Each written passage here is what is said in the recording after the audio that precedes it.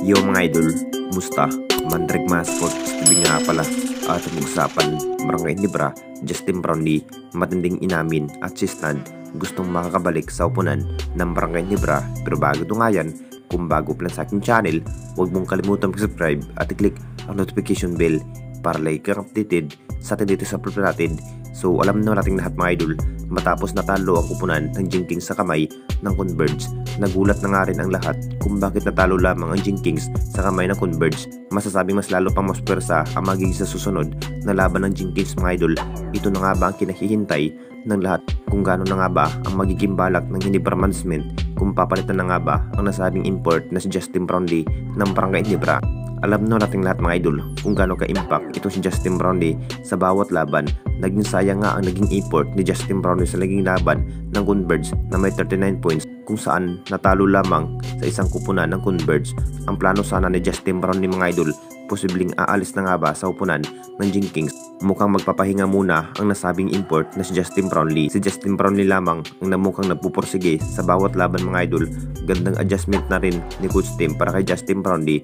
Kung sakaling matutuloy na nga ang magiging plano ni Justin Brownlee, posibleng aalis na rin sa upunan ng Barangay Ginebra at hanap nga ng Ginebra management ng bagong import pamalit nga sa ating base import na si Justin Brownlee. Bad news pa rin ang balita para sa ating base import na si Justin Brownlee na may planong aalis muna sa ating home team ng Jenkins. At dito na naman tayo sa isa pa nating balita, si Stan gustong makakabalik sa upunan ng Barangay Ginebra. Alam na natin lahat mga idol, talagang naging faktor na rin itong si Stan sa upunan ng Barangay Ginebra bilang import.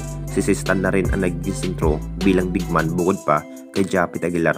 Talagang ang plano na rin ang nasabing player na magbabalik muna sa upunan ng ating Barangay Ginebra ngayong Commissioner Cup.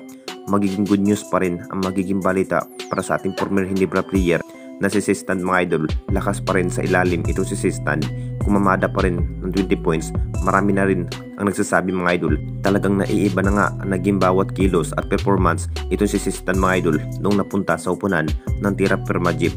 Hindi na rin tulad noong nasa upunan ng Barangay Ginebra pa lamang ito, lakas pa rin sa Bendideria. Siya na rin ang dahilan kung bakit nabigyan nga ang Jenkins na magandang history ang kampyonato. Posibleng mapunta muli itong si Stan sa kamay ng ating Barangay Ginebra. Plano na rin ng SMC kunin muli ito si Stan at si Isaac Gunga ang pamalit at gagawing trade asset ng Barangay Ginebra. Inamin naman ni Coach Tim mga idol, kukunin muli itong si Stan anytime mapunta sa upunan ng Barangay Ginebra dahil naging free agent na nga ang nasabing big man ng Jenkins. Anong masasabi ninyo mga idol tungkol sa ating video?